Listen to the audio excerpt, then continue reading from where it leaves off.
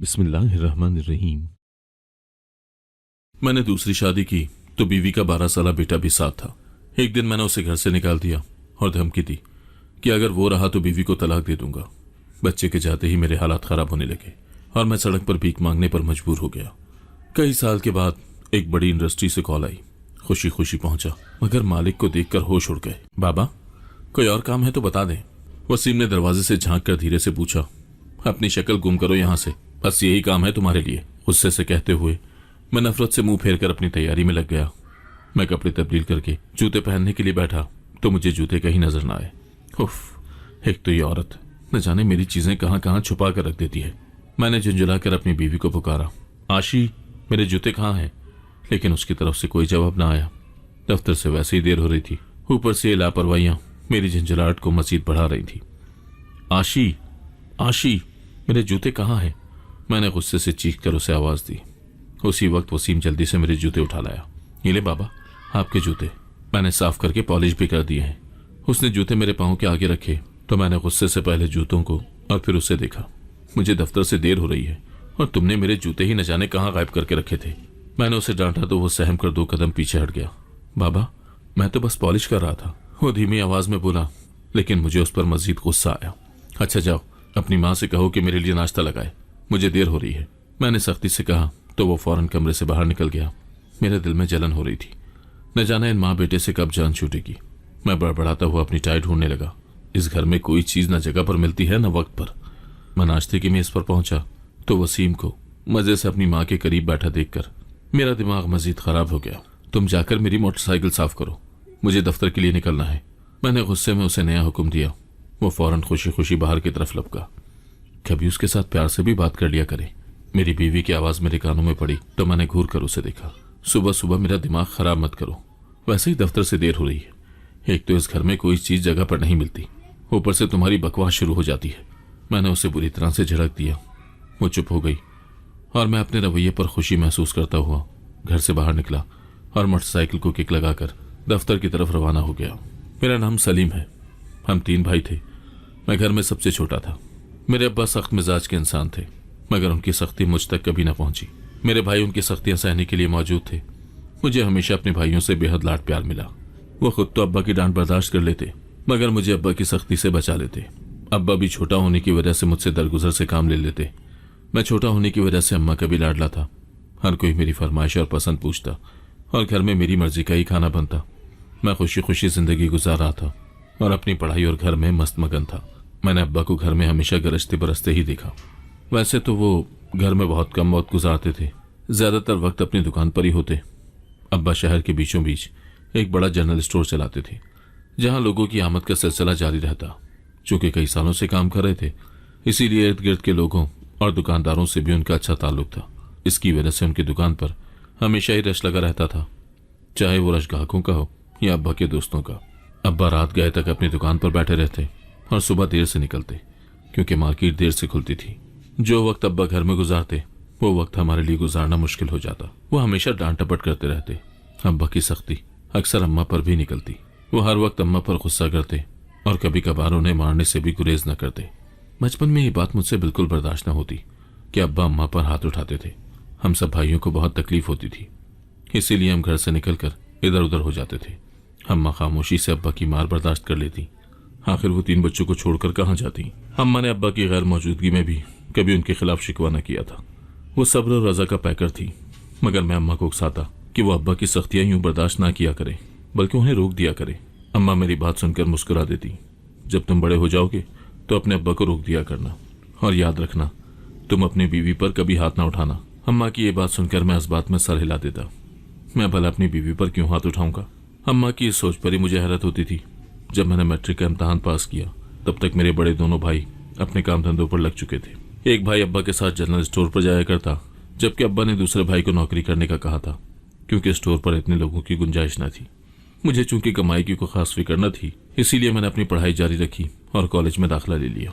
मेरे भाई बरसरे रोजगार हुए तो अम्मा के दिल में उनके सर पर सहरा सजाने का अरमान जाग उठा। अम्मा ने खानदान से ही लड़कियां चुनकर बड़े दोनों भाइयों की शादी कर दी। घर में रौनक लग गई थी। अब्बा अब चूंकि बूढ़े हो गए थे इसीलिए अब्बा कम ही दुकान पर जाते। मैंने एफए का इम्तहान पास किया तो अब्बा ने मुझे मजीद तालीम हासिल करने से रोक दिया। उनका कहना था कि अब मैं उनकी जगह दुकान पर जाया करूं, मगर मेरा दुकान पर बैठने का कोई इरादा न था। वैसे भी अब उस दुकान से इतनी आमदनी न निकलती थी कि हम दोनों भाइयों का गुजारा हो सके। भाई का अपना खर्चा बढ़ गया था। मैं चाहता था कि मैं दूसरे भाई की तरह नौकरी कर लूं, लिहाजा मैंने नौकरी के लिए दरखास्तें देना शुरू कर दी। मुझे नौकरी तो मिल गई, मगर तनख्वाह काफ़ी कम थी। इसकी वजह मेरी तालीम थी। नौकरी पर जाने से मुझे यह एहसास हुआ कि तालीम कितनी ज़रूरी थी। लिहाजा मैंने आगे भी तालीम जारी रखने का फैसला किया ताकि मुझे अच्छी नौकरी मिल सके। मेरी नौकरी लगते ही अब्बा को मेरी शादी की फिक्र पड़ गई। मैं भी शादी के लिए तैयार न था। मैं नौकरी के साथ साथ अपनी तालीम भी जारी रखे हुए था, इसीलिए अभी शादी के चक्करों में ना पड़ना चाहता था।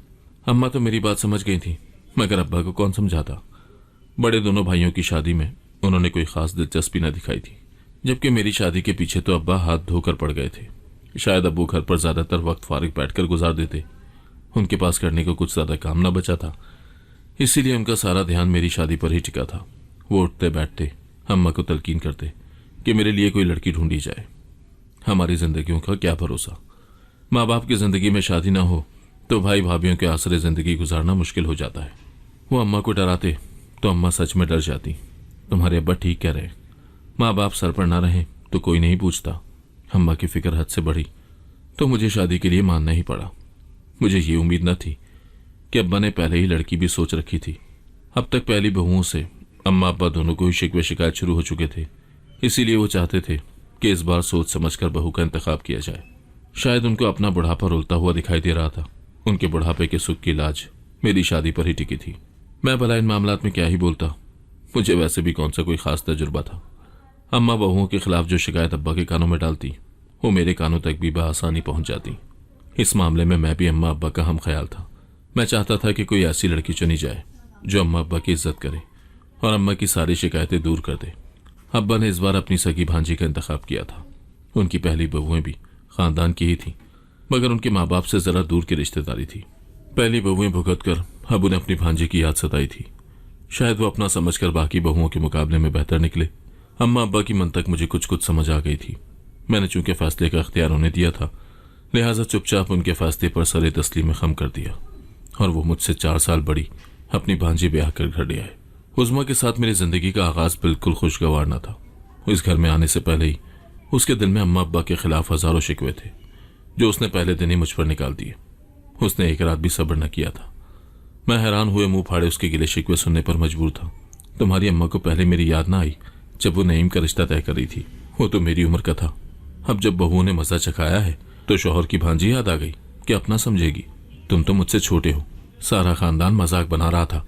वो अपने जले दिल के फपूले फोड़ रही थी, जबकि मैं चुपचाप नजरें फेरे बैठा था। उसकी बात कड़वी मगर सच थी। ऐसा तो हुआ था और वो भांप गई थी। अब जो भी है, तुम कोशिश करना कि उन्हें शिकायत ना हो। मैंने उसे कहा तो वो सुलग उठी। तुमने मुझसे इस मकसद के तहत शादी की है तो अभी के अभी छोड़ दो। उसने पहली रात मुझसे जो मुतालबा किया, मैंने हैरत से उसे देखा। मैंने तुम्हें छोड़ने के लिए तुमसे शादी की है भला? मैंने बड़ी मुश्किल से जुमला अदा किया तो वो उठ खड़ी हुई। फिर मुझसे ऐसी कोई उम्मीद न रखना। वो तनफन करती बाथरूम में घुसी तो मैं अपना सर पकड़कर बैठ गया। मैं अम्मा अब्बा के सामने बेहद शर्मिंदा था। बड़ी दोनों बहुओं ने तो फिर भी कुछ लिहाज रखा था। अब्बा की भांजी ने तो आकर वो लिहाज मुरव्वत सब खत्म कर दिया। मैं जो भाइयों के सामने कई बार सर उभार चुका था कि अपनी बीवियों को काबू में रखें, अब उनसे नजरें मिलाने के काबिल ना था। मेरी बीवी अपनी मर्जी से सोती जागती और घर के किसी काम को हाथ न लगाती। अम्मा से तो न जाने क्यों उसको खुदा वास्ते का बैर था। वो अम्मा को मुंह पर जवाब देकर चलती बनती तो अम्मा बाकी बहुओं के सामने शर्मिंदा हो जाती। अम्मा जो ये सोचे बैठी थी कि उज़्मा से खास मोहब्बत और अपनायत जताकर वो बाकी बहुओं के दिल जलाएंगी, अब उनका ख्वाब धरे का धरा रह गया था। बाकी भाभियां कब तक बर्दाश्त करती। उनका मुतालबा भाइयों के जरिए जल्द ही सामने आ गया कि या तो उज़्मा भी घर के कामों में बराबर का हिस्सा ले या फिर सब अपना चूल्हा अलग अलग कर लें। अम्मा अब्बा ये सूरत हाल देखकर गैज़ो गज़ब का शिकार थे।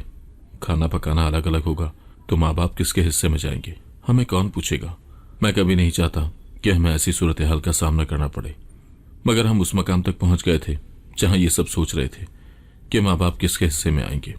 मैं तो ये चाहता था कि अम्मा अब्बा मेरे साथ रहें, मगर उज़्मा उनको एक दिन भी खाने का ना पूछती, इसीलिए मैं मजबूर था। बहरहाल ऐसे मौके पर बड़े भाई ने साथ दिया। अम्मा अब्बा हमारे साथ रहेंगे, वो जोश से बोले तो दूसरे नंबर वाला भाई भी मिनमिना उठा। नहीं, अब्बा हमारे साथ रहेंगे। नहीं अम्मा, अब्बा हमारे साथ रहेंगे। माँ बाप हम पर कोई बोझ थोड़ी है। अभी बोझ नहीं है, मगर कुछ अरसे में लगने लगेंगे। जब एक ही बहू हमें मुसलसल पका पका कर खिलाएगी तो बोझ ही बन जाएंगे, अम्मा गुस्से से बोली थी।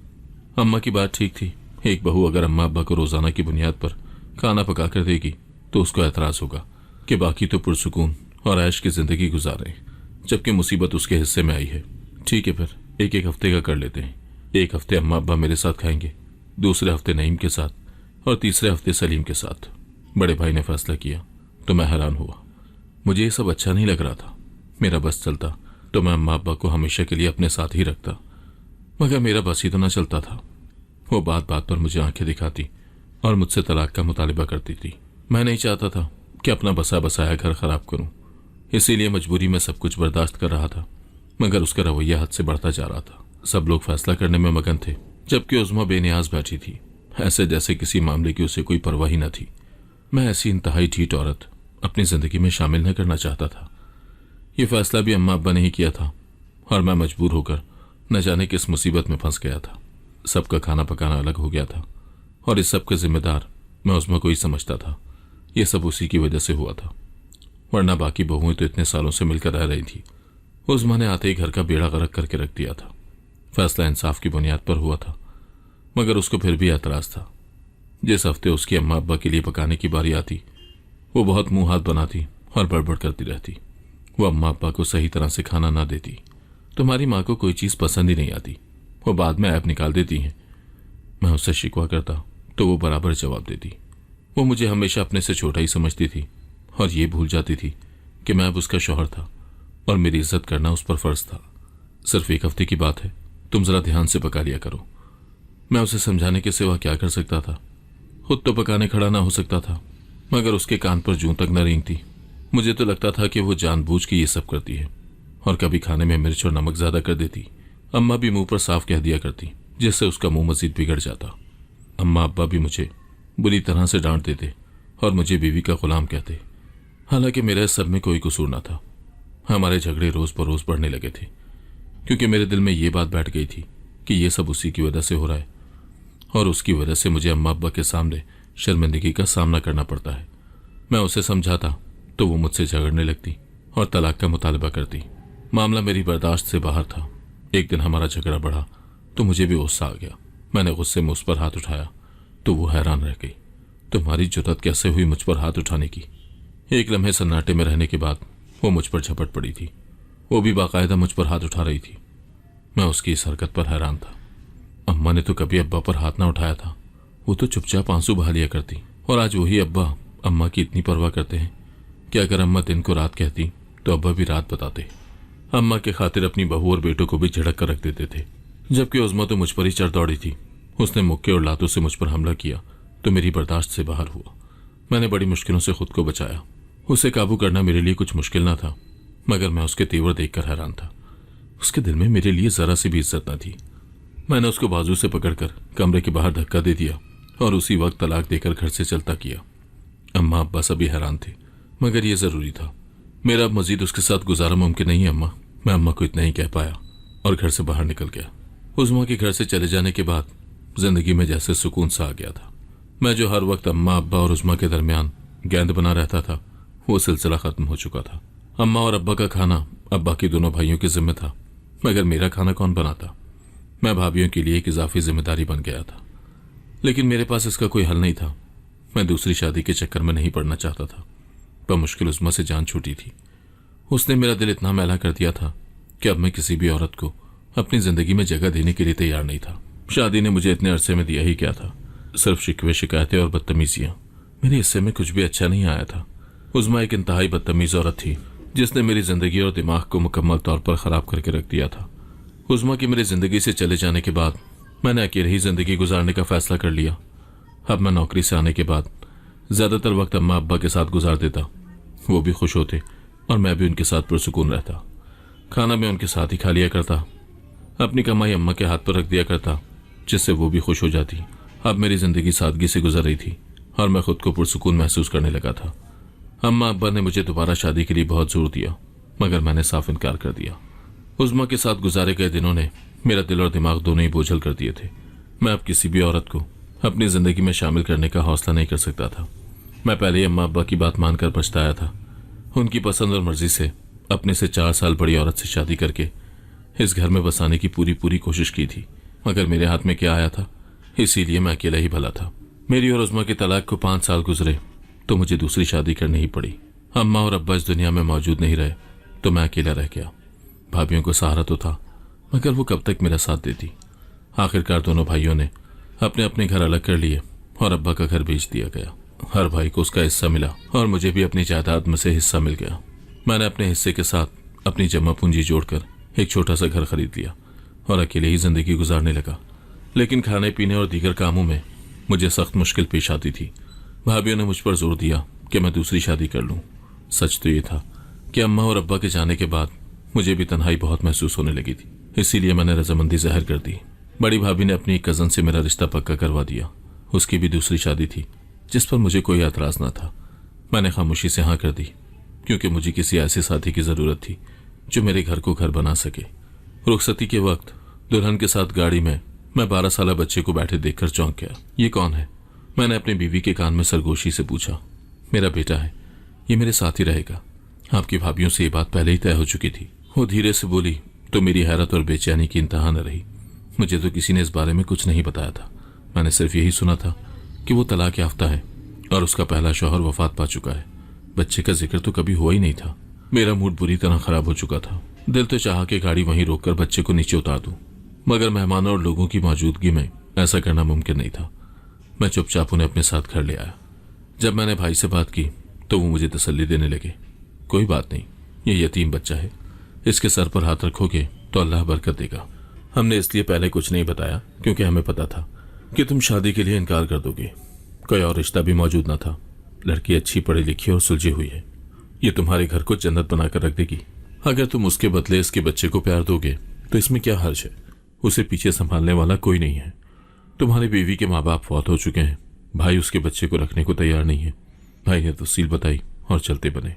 मैं उनकी चालाकी पर हैरान और परेशान था। सबने मिलकर मुझे किस हद तक बेवकूफ़ बनाया था। वसीम एक फर्माबरदार और नेक बच्चा था, मगर वो मुझे एक आंख न भाता। उसका हर वक्त घर में मौजूद होना मुझे डसता रहता।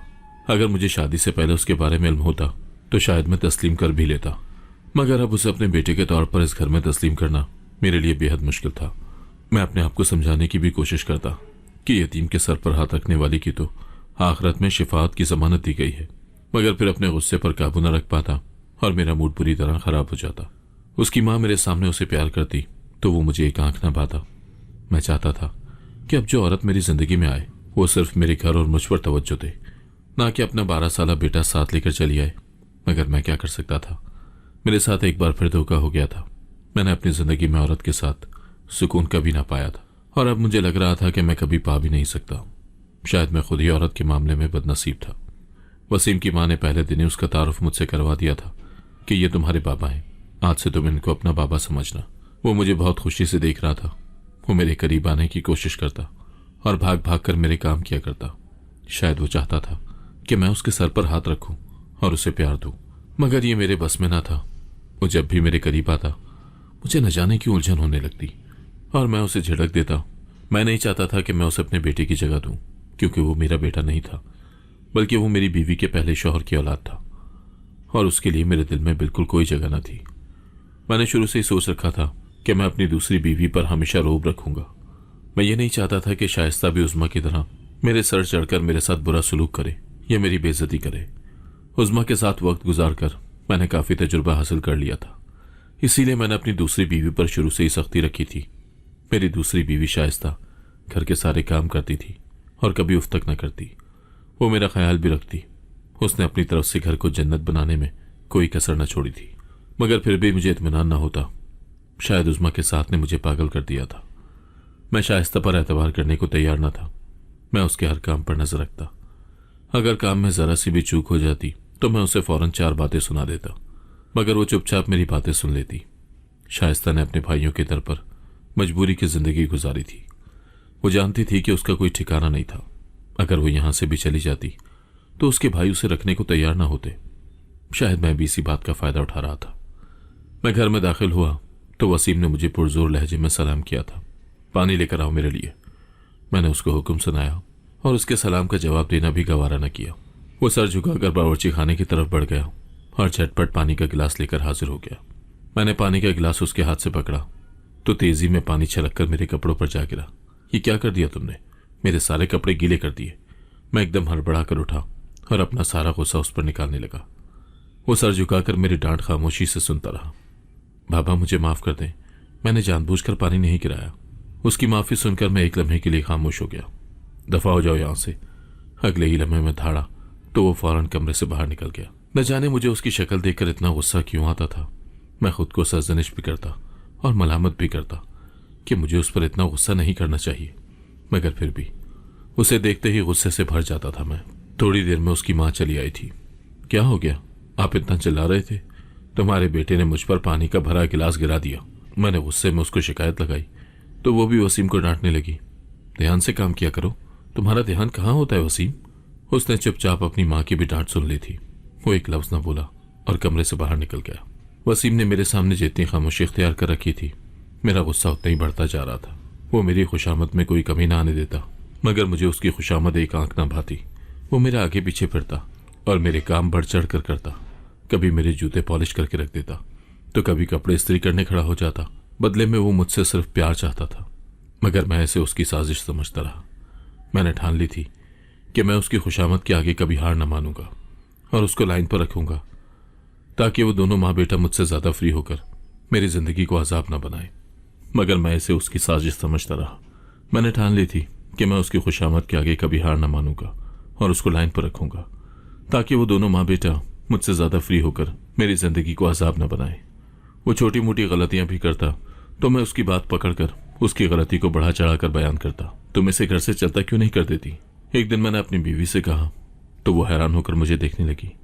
वो मेरा बेटा है, मैं उसके बगैर जिंदगी जीने का तस्वुर भी नहीं कर सकती। वो दर्दनाक लहजे में बोली तो मैं चुप हो गया। उससे बात करना फजूल था, वो तो अपनी ममता को ही रोती रहती थी। मगर मैंने ठान लिया था कि मैं उसको घर में ज्यादा अरसे टिकने न दूंगा और जल्द ही यहां से चलता कर दूंगा। तुम्हारी माँ कहाँ है? एक दिन मैं दफ्तर से घर लौटा तो अपनी बीवी को घर ना पाकर अपने सौतेले बेटे से पूछने लगा।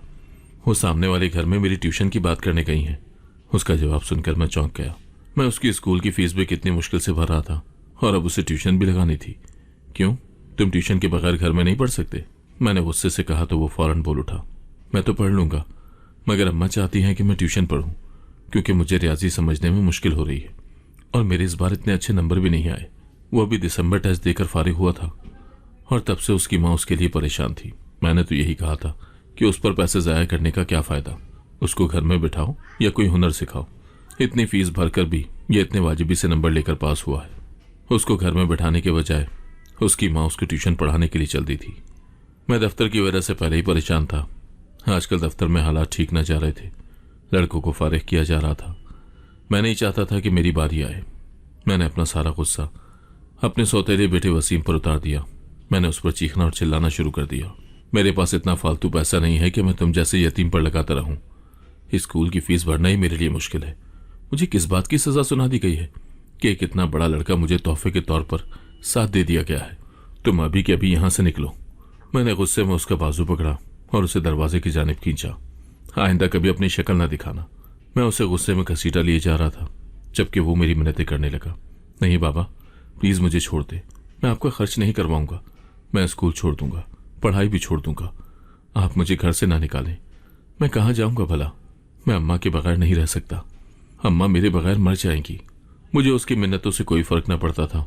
मैंने ठान लिया था कि उसकी माँ के आने से पहले पहले उसको चलता कर दूंगा। मेरी बात सुनो। मैं दरवाजे के करीब जाकर रुका और गौर से उसके चेहरे की तरफ देखा। तुम वापस पलट कर आए तो मैं तुम्हारी माँ को भी तलाक देकर तुम्हारे साथ निकाल दूंगा। तुम मेरी जान छोड़ दो और अपनी माँ को यहाँ बस लेने दो। मेरी बात सुनकर वो सन्नाटे में रह गया। मैंने दरवाजा खोलकर उसे घर से बाहर धक्का दिया और दरवाजे की कुंडी चढ़ा ली। मुझे पूरी उम्मीद थी कि अपनी माँ के आने से पहले वो यहाँ से जा चुका होगा। आप मुझे बता क्यों नहीं देते? वसीम कहाँ है? उसकी माँ जब से आई थी पूरे घर में बोलाई बोलाई फिर रही थी। मैंने उसे वसीम के बारे में कोई खबर न दी थी। मुझे क्या मालूम कहाँ गया होगा, इधर ही कहीं। मैंने लापरवाही से कहा तो वो दोबारा उसको ढूंढने चली गई। वो यूं बिना बताए तो कहीं नहीं जाता। रात तक वो ना लौटा तो उसकी माँ रोने बैठ गई। आपको खुदा का वास्ता है, मुझे सच सच बता दें, कहीं आपने उसे घर से तो नहीं निकाल दिया? उसका खदशा जबान पर आ ही गया। मैंने गुस्से से घूर कर उसकी तरफ देखा। हाँ, निकाल दिया है मैंने उसे इस घर से।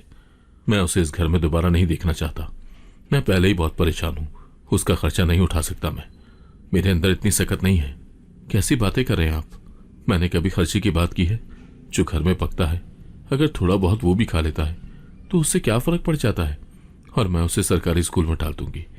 सिर्फ यही साल मुकम्मल करवाना था, और ट्यूशन भी बस कुछ अरसे के लिए ही है। वो मिनमिनाई। मैं कुछ नहीं जानता, बस जितना कह दिया उतना काफी है।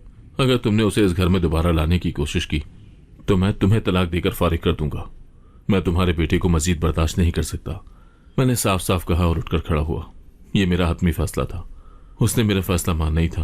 वो खामोशी से आंसू बहाने लगी और मैं आराम से अपनी आंखों पर हाथ रखकर बिस्तर पर लेट गया। वही हुआ था जिसका डर था। एक मुसीबत से जान बची तो मैं दूसरी मुसीबत में फंस चुका था। मैं अपनी नौकरी से हाथ धो बैठा। मेरी नौकरी मेरा वाहिद सहारा थी। घर का खर्चा कैसे चलता? मैं बेहद परेशान था। मैं घर में दाखिल हुआ तो मेरी बीवी मेरी परेशानी फौरन समझ गई, मगर वो चुप रही। वो मुझसे ज्यादा बात नहीं किया करती थी। घर का कामकाज और मेरी खिदमत वैसे ही करती जैसे पहले करती थी, मगर उसे चुप सी लग गई थी। मैं जानता था कि ये चुप किस वजह से है। वो अपने बेटे को याद किया करती थी, मगर मैंने अपना दिल नरम नहीं किया था। उसे वापस लाने का मतलब हमेशा के लिए इस घर में रखना था, जो मैं नहीं चाहता था। मैं जानता था कि कुछ अरसे में वो बेटे के बगैर रहने की आदत डाल लेगी, इसीलिए चुपचाप उसकी खामोशी को बर्दाश्त कर रहा था। मैंने नौकरी के लिए बड़ी कोशिशें की, हर जगह दरखास्त दे रखी थी, मगर न जाने क्यों ऐन वक्त पर कोई ना कोई मसला आ जाता और मेरी नौकरी न हो पाती। न जाने किस्मत ने मेरे नसीब में क्या लिखा था। मेरी पूरी जिंदगी हलचल में ही गुजर गई थी, और अब इस उम्र में पैसे की तंगी मुझसे बिल्कुल बर्दाश्त नहीं हो रही थी। घर का खर्चा उठाना बेहद मुश्किल हो रहा था। अल्लाह ने मुझे औलाद से भी नहीं नवाजा था। मैं सख्त डिप्रेशन और परेशानी का शिकार था।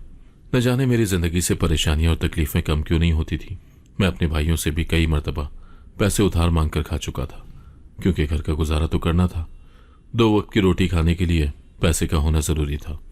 वैसे तो मेरी बीवी कोई फरमाइश न करती थी, और न ही मैंने कभी उस पर कोई इजाफी खर्च किया था, मगर खाना तो जरूरी था। और अब तो खाने के भी लाले पड़ गए थे। भाई मुझे कब तक उधार देते? उनके अपने बच्चे और अपने खर्चे थे। मेहनत मजदूरी करो, यूं कब तक मांगते रहोगे? एक दिन भाई ने मुझसे कहा। मैंने ठान लिया कि अब दोबारा कभी भाइयों के दर पर नहीं जाऊंगा। जब मुझे मजदूरी मिलती तो मैं मजदूरी कर लेता, और जब काम ना मिलता तो सड़क पर भीख मांगने पर मजबूर हो जाता। इसके सिवा कोई चारा न था, क्योंकि मुझसे अब मजदूरी नहीं होती थी। वैसे भी अब वो उम्र न रही थी कि भारी बोझ या वजन उठा सकता। मैंने तो हमेशा दफ्तर में कुर्सी पर बैठकर नौकरी की थी, और यही चाहता था कि मुझे ऐसी ही कोई नौकरी मिल जाए। मगर न जाने कौन सी रुकावट दरपेश थी कि हालात बद से बदतर होते जा रहे थे। मेरी शब रोज मुसलसल मेहनत और परेशानी में गुजर रहे थे। मेरी बीवी मोहल्ले के घरों में छोटे मोटे काम करने लगी और मेरा सहारा बनने लगी, तो मुझे कुछ हौसला हुआ, वरना शायद मुझे सड़क पर बैठकर भीख ही मांगनी पड़ती। जिंदगी के कई साल इसी तगदो और परेशानी में गुजर गए। 2 वक्त की रोटी का बंदोबस्त करना कितना मुश्किल था, इसका अंदाजा मुझे सही मायनों में हो गया था। मैंने अभी भी हिम्मत न हारी थी और मुख्तलिफ कंपनियों में दरखास्त देना जारी रखा था। एक दिन मुझे एक बहुत बड़ी कंपनी से फोन आया तो मैं हैरान हुआ, लेकिन ज्यादा खुश न हुआ, क्योंकि जानता था कि बात इधर भी न बनेगी। आजकल कंपनी वाले नए लड़कों को रखने को तरजीह देते हैं, लेकिन फिर भी उम्मीद की एक किरण थी, इसीलिए मैं वक्त पर इंटरव्यू देने पहुंच गया। यह बहुत ही बड़ा और शानदार दफ्तर था। मैं बाहर बैठा बॉस के फारिग होने का मुंतजिर था। जैसे ही मेरी बारी आई, मैं दरवाजा खोलकर अंदर दाखिल हुआ तो सामने बैठे नौजवान को देखकर मैं हक्का बक्का रह गया। मैं साकत नजरों से सामने बैठे नौजवान को तक रहा था। मैं उसे पहली नजर में पहचान गया था। उसके चेहरे पर वही मासूमियत थी, अलबत्ता उसकी दिलकशी में कई गुना इजाफा हो गया था। वो मेरा सौतेला बेटा वसीम ही था। उसने एक नजर उठाकर मुझ पर डाली तो चौंक गया, फिर फौरन उठकर मेरी तरफ बढ़ा। बाबा, ये आप ही है ना बाबा? कैसे हैं आप? वो मेरा हाथ पकड़कर मुझे अंदर ले आया। मैं हैरान होकर उसके साथ खींचता चला आया। उसने मुझे इज्जत से कुर्सी पर बिठाया और खुद मेरे सामने बैठ गया। मैं तो पहचान ही नहीं पा रहा था। इतने अरसे बाद आपसे मुलाकात हुई है, आप ठीक तो हैं? उसने मुझसे दोबारा पूछा तो मेरा सर खुद ब खुद इस बात में हिल गया। मैं उसे क्या बताता कि उसके जाने के बाद मैंने क्या कुछ ना सहा था, और शायद ये सब उसी को घर से निकालने का नतीजा था। और माँ, मेरी माँ कैसी है? अगले पल उसकी आंखों में आंसू भर आए थे। मैं कुछ ना बोल सका, मेरी जबान कंग हो गई थी। मैंने थूक निकला और बहुमुश्किल आवाज निकाली, वो ठीक है। इस दरखास्त पर आपका नाम लिखा हुआ था, लेकिन मुझे बिल्कुल नहीं पता था कि आप ही होंगे। मैं तो इसको आपका हमनाम समझा था और इसीलिए बुला लिया था कि ये मेरे बाबा का हमनाम है। उसकी बात सुनकर मेरी आंखों में नमकीन पानी भर आया। वो मेरी किस कदर इज्जत किया करता था कि दरखास्त पर मेरा नाम देखकर इंटरव्यू के लिए बुला लिया था। बाबा, आपको नौकरी करने की क्या जरूरत है? ये मेरी ही कंपनी है, आप यहां पर बॉस बनकर भी रह सकते हैं। उसकी इस बात ने जैसे मेरे दिल में हलचल मचा दी। वो किस कदर नरम दिल था, और मैं हमेशा उसके साथ बुरा सलूक करता रहा था। मेरे हाथ खुद ब खुद उसके सामने जुड़ गए थे। मुझे माफ कर दो, मैंने तुम्हारे साथ हमेशा बहुत बुरा सलूक किया। मैं इतनी इज्जत के काबिल ही कहाँ हूं जितनी तुम मुझे दे रहे हो। वह फौरन उठकर मेरे करीब चला आया और मेरे दोनों हाथ पकड़ लिए। आप कैसी बातें कर रहे हैं बाबा? मैंने तो कभी अपने बाबा को देखा तक नहीं, मुझे उनकी शक्ल भी याद नहीं। जब मामा ने आपसे मेरा तारुफ करवाया था कि ये तुम्हारे बाबा हैं, तब से ही आपका चेहरा मेरे दिलो दिमाग में रच बस गया। मैंने हमेशा आपको अपना बाबा समझा। मैं अपने असली बाप को नहीं जानता। मुझे तो आपके रूप में ही बाबा दिखाई देते थे। उसके अल्फाज मुझे शर्मिंदगी किया था गहराइयों में गिराने के लिए काफी थे। मैंने तो एक बार भी कभी उसे अपनी सगी औलाद की तरह ना समझा था। काश मैं समझ लेता। अपनी नफरत, कदूरत और आना को एक तरफ करके उसे कभी गले से लगा लेता, उसके सर पर शफकत भरा हाथ रख देता, तो क्या हो जाता? उसकी मां को वो तकलीफ ना देता जो मैं उसे सारी जिंदगी के लिए दे चुका था। मैं सोचो विचार में गुम था। बाबा, उसने मुझे धीरे से पुकारा तो मैं अपनी सोचों से निकला और गौर से उसका चेहरा देखने लगा। अगर आप इजाजत दें तो क्या एक बार मैं अपनी मां से मिल सकता हूं?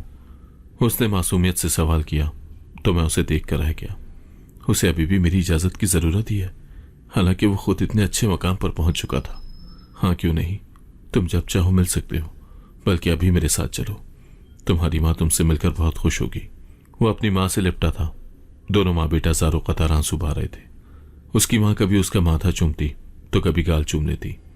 वो दोनों कभी हंस पड़ते और कभी फिर से रोना शुरू कर देते। आंखें मेरी भी नम थी। मुझे अफसोस से ज्यादा शर्म महसूस हो रही थी। मैं बहुत शर्मिंदा था। मैं तो उनसे नजर मिलाने के काबिल ना था। न जाने मैंने जिंदगी के इतने साल इस बोझ तले कैसे गुजार दिए। मैंने उसके सर से एक बार फिर बाप का साया छीन लिया था, उसे दरबदर करके घर से निकाल दिया था और उसकी मां को सारी जिंदगी के लिए उससे अलग कर दिया था। आज से पहले मुझे कभी इस बात का एहसास न हुआ कि मेरी जो हालत थी वो उस गुनाह की वजह से भी हो सकती थी, मगर मैं कभी गुनाह का एहसास ही न कर पाया। मेरे जहन में मुसलसल एक सवाल उभर रहा था। इतनी अच्छी नौकरी होने के बावजूद मैं सब कुछ हार कर फकीरों की तरह जिंदगी गुजारने पर मजबूर हो गया था, जबकि खुदा ने उसे कहां से कहां पहुंचा दिया था। उसके आगे पीछे कोई न था, फिर भी वो इतने अच्छे मकाम पर कैसे पहुंच गया? मैंने यही सवाल उससे पूछा तो उसने अपनी मां के हाथ चूमकर अपनी आंखों से लगा लिए। यह सब मेरी मां की दुआओं का नतीजा है। जिंदगी आसान न थी। यहां से जाने के बाद मैं एक घर के सामने बैठकर बहुत रो रहा था। मुझे नहीं मालूम था कि मैं कहां जाऊंगा। मैं यही सोच रहा था कि मैं वापस एक बार मां के पास जाऊं, मगर फिर आपकी वही धमकी याद आती कि आप मां को तलाक दे देंगे। मैं ये कभी नहीं चाहता था। मैं जानता था कि मां ने अपने भाइयों के साथ कैसे जिंदगी गुजारी थी। वो मां को बिल्कुल अच्छा ना समझते थे और मुझे भी बुरा भला कहते थे। मैं नहीं चाहता था कि मैं वापस वहां जाऊं और फिर से वही जिंदगी गुजारूं। इसीलिए पलटकर यहां आने की हिम्मत न कर सका। वहीं घर के पास बैठा रोता रहा। आधी रात को मुझे बेइंतहा डर लग रहा था, मगर मेरी कहीं और जाने की हिम्मत न थी। तभी वो दरवाजा खुला और एक खातून बाहर आई। उन्होंने मुझसे रोने की वजह पूछी और ये पूछा कि मैं क्यों बाहर बैठा हूं। उन्होंने मुझे कहा कि अपने घर जाओ। मैंने बताया कि मेरा कोई घर नहीं है, मैं लावारिस हूं। वो मुझे अपने साथ अंदर ले गई, मुझे खाना खिलाया और फिर मुझसे सारी कहानी सुनी। मैंने सब कुछ बता दिया। वो रोती रही। उनका बेटा मुल्क से बाहर था। उन्होंने मुझे अपने घर में जगह दी और कहा कि तुम यहां रहोगे। मैं कुदरत के इस फैसले पर हैरान था। मुझे एक घर मिल गया था। उन खातून ने मुझे बिल्कुल मां की तरह प्यार दिया। मैं जानता था मेरी मां बहुत परेशान होंगी, इसलिए चंद दिनों के बाद आपकी गैर मौजूदगी में मैं मां से मिलने आया और सब कुछ सच सच बता दिया। मैंने उन्हें बताया कि मैं उस औरत के साथ बिल्कुल खुश हूं। वो मेरी मां की तरह ही मेरा ख्याल रखती रही। जिंदगी में किसी चीज की कमी नहीं थी, मगर यहां से जाने के बाद मां की कमी शिद्दत से महसूस होती थी। मैं आपकी गैर मौजूदगी में कभी कभार मां से मिलने चला आता था। उन खातून ने मुझे पढ़ाया लिखाया और मैं मेहनत से आज इस मकाम पर पहुंच गया हूं। मेरी बहुत अच्छी कंपनी में मुलाजमत हुई है। मैं मां से मिलना चाहता था, मगर आपके पास आने की हिम्मत ही ना कर पाया था। मैं खुदा के इंसाफ पर हैरान था। मैंने तो अपनी तरफ से उसे दरबदर करने की कोशिश की थी, लेकिन दरअसल खुदा ने उसे मुझसे बचाया था ताकि वो एक अच्छे मकाम पर पहुंच सके। खुदा ने उसको वो मकाम दिया जहां उसे इज्जत, मोहब्बत और सुकून सब कुछ मुयसर था। अगर वो मेरे साथ रहता तो शायद सारी जिंदगी जलील ख्वार होता। मैं तो ये समझता रहा कि मैंने उसे घर से निकालकर उससे जान छुड़ाई थी, मगर हकीकत में खुदा ने उसकी जान मुझसे बचाई थी। मैंने उससे अपने किए एक रवैये की माफी मांगी थी। उसने मुझे फौरन माफ कर दिया। बाबा, बस बाप का प्यार कभी नहीं मिल पाया। मैं आज भी उस शफकत की तलाश में हूं जो एक बाप के वजूद और लम्स में मौजूद होती है। वो धीरे से बोला तो मेरा दिल कट सा गया। मैंने आगे बढ़कर उसके सर पर हाथ रखा तो वो मुझसे आ लिपटा।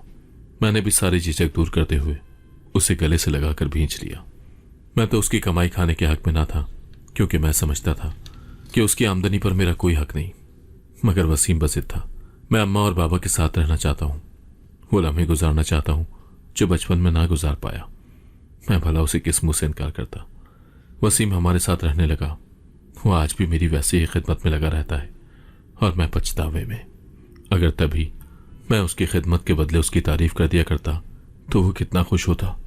मगर ये मेरी बदनसीबी थी कि मैं उसके प्यार और इज्जत को पहचान ही ना पाया था और अपनी बीवी की नजर में भी अपनी इज्जत गंवा बैठा था।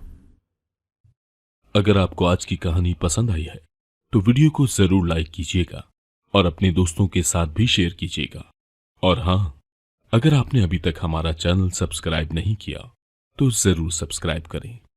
मिलते हैं कल एक नई और दिलचस्प कहानी के साथ। अल्लाह हाफिज।